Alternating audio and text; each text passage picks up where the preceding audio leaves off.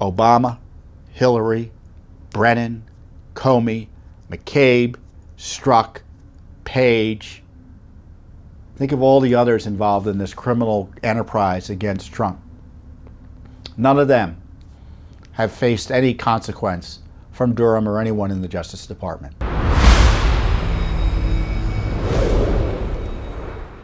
First up, I want to update you on the Durham investigation. John Durham, who's the special counsel appointed to investigate, we were told, the whole Russia abuse of President Trump, the spying and misdeeds that the Obama administration, followed by the deep state, abused Trump with in an effort to essentially end his presidency early. And talk about sedition. That was sedition to the extreme. The John Durham investigation has been going on for 3.5 years. There's been 3 prosecutions. The first prosecution was of a FBI lawyer who changed evidence as part of the FISA warrant process that you've heard about. He pled guilty. It was handed to Durham on a silver platter by the Department of Justice Inspector General, meaning that the Inspector General had uncovered the misconduct, and it took Durham, I think, 2 years plus to figure out or to get this case resolved with a plea deal that resulted in no jail time for this FBI lawyer who abused his authority to target President Trump and other innocent Americans. So not an auspicious start to the Durham effort.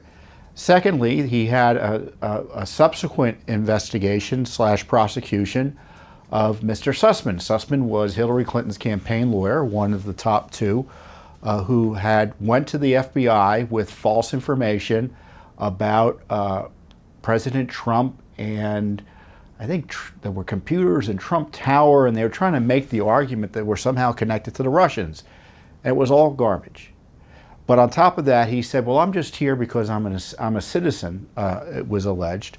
And when in fact he was there on behalf of the Clinton campaign, Durham alleged. And that's why he prosecuted Mr. Sussman for misleading the poor FBI, who had no idea where he was coming from. In fact, it was pretty obvious where he was coming from, and that's the problem Durham ran into, and the jury acquitted the guy. So you have a plea deal that results in a slap on the wrist.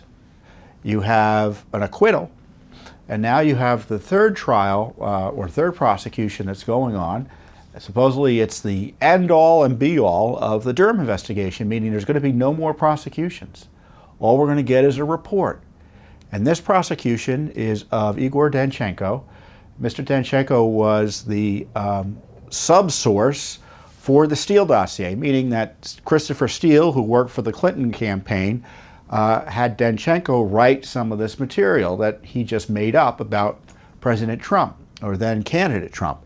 And it was obvious in this dossier that it was made up. It looked ridiculous. It looked fanciful.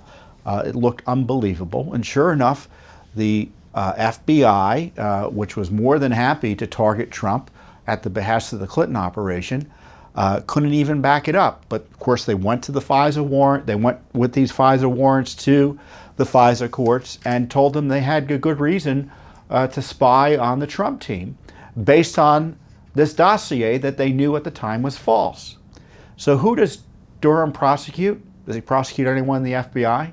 Does he prosecute senior FBI officials? Does he prosecute anyone in the White House who also knew this information was lacking, yet continued to abuse the Justice Department and the FBI to harass not only candidate Trump and then the incoming president? No! He went after one of Steele's operatives, Danchenko, who the FBI knew at the time, or suspected at the time, was an operative for the Russia intelligence.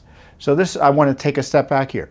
So Hillary had Christopher Steele, who was a foreign retired spy,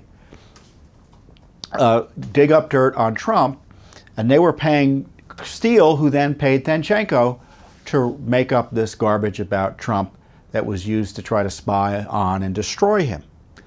So Danchenko allegedly misled the FBI and lied to the FBI about the work he did on the dossier.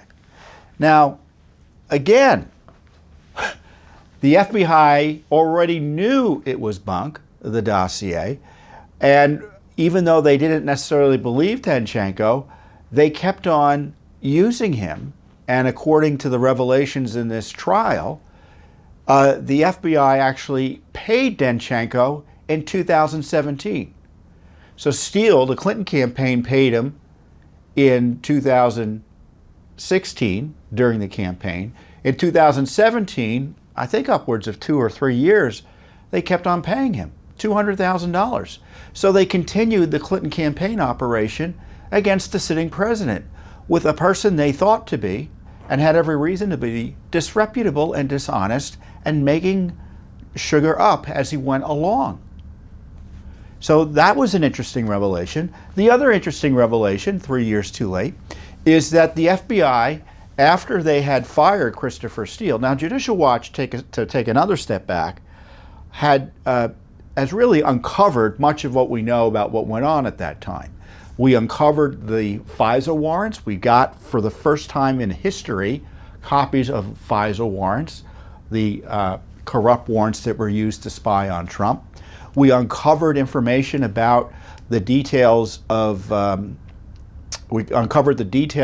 relationship between the FBI and Steele, Christopher Steele, who concurrently with working with the Clinton campaign was being paid by the FBI.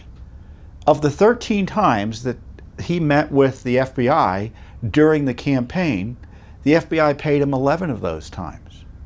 And then we uncovered that they were unhappy with him, the FBI was, because he was leaking what was going on. And what did they do? They went back and they tried to hire him again and offered him a substantial amount of money. And according to testimony elucidated from his FBI handler, or one of his FBI contacts, Mr. Auten, they offered him up to $1 million to dig up dirt on Trump and his team. And incredibly, the FBI didn't pay him because Steele had nothing to offer them. He had nothing to substantiate the dossier. He had nothing extra to give to them to substantiate the allegations that, which were outrageously false, that Trump was an agent of Russia. And yet the FBI continued to use Steele's material to persuade a court or courts to have these unprecedented FISA warrants targeting the Trump team. So does that sound pretty outrageous to you? It sounds outrageous to me. Now, of course, we already knew they had offered money to Steele again just before the election, up to $1 million. We didn't know the number. Of course, we're only finding out the number 3 years after the fact. We knew they offered him a lot of money. I mean, why did Durham take so long? It's really inexcusable. And we're also finding out that another handler of Danchenko told Danchenko to delete information from his phone about his contacts with Steele and his contacts with the FBI, meaning delete evidence. And why is it, after all of that information detailing, in my view, criminal activity by senior FBI officials and agents, is Danchenko the only one on the dock? And I think that's what a jury might be asking.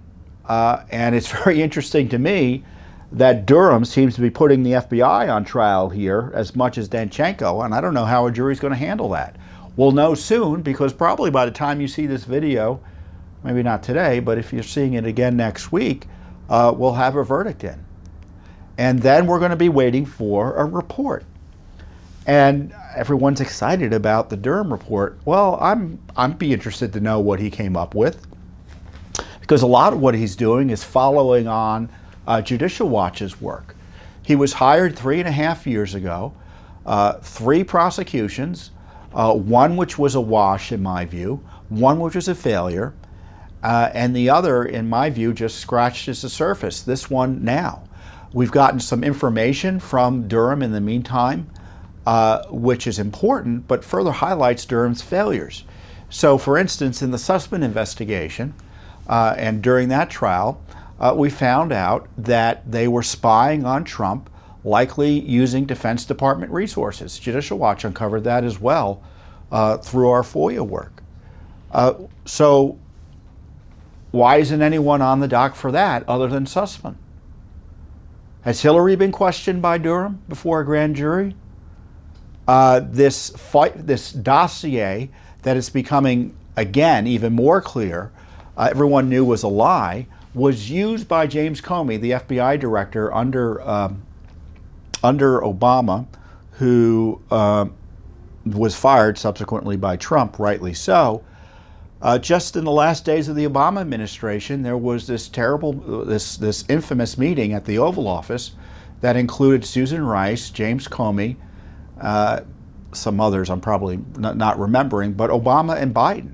And they talked about the fact they really had nothing on Trump with respect to Russia. But they also talked about the fact that Comey was going to go confront Trump and try to entrap him, it looks like, with this dossier that he knew was a lie.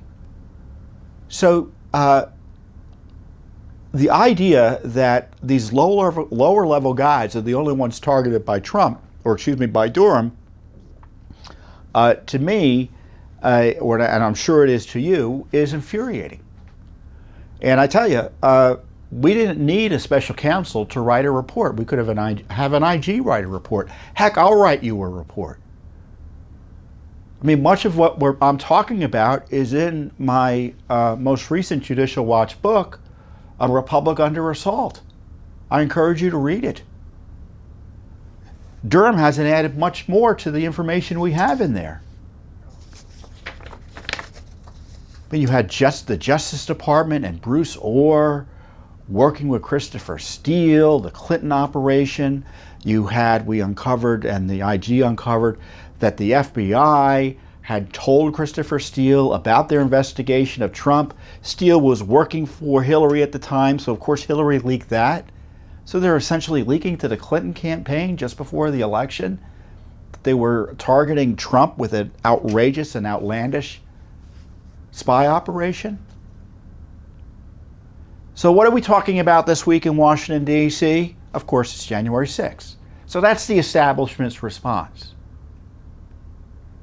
They'd rather talk about a disturbance that lasted one day and then use that disturbance as a reason to try to intimidate anyone from exercising their First Amendment rights related to election integrity,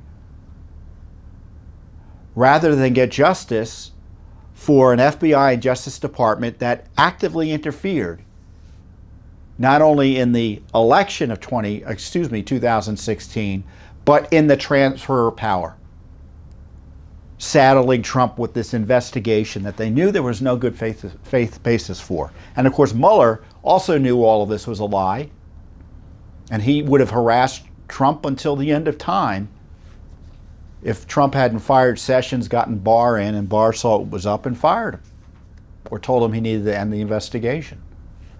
So I don't know what's going to happen with this Danchenko investigation, this Danchenko trial. I gave you some of the highlights.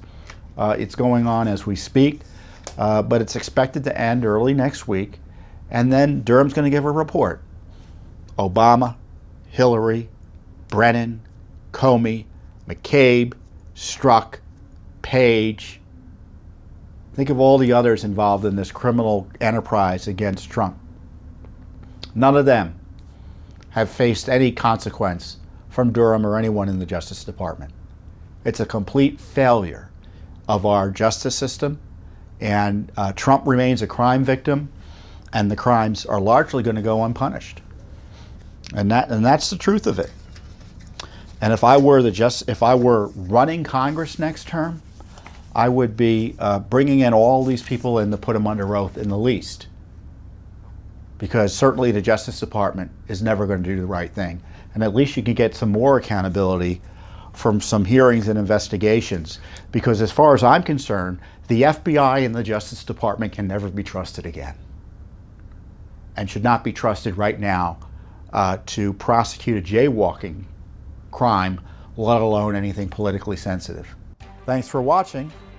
Don't forget to hit that subscribe button and like our video down below.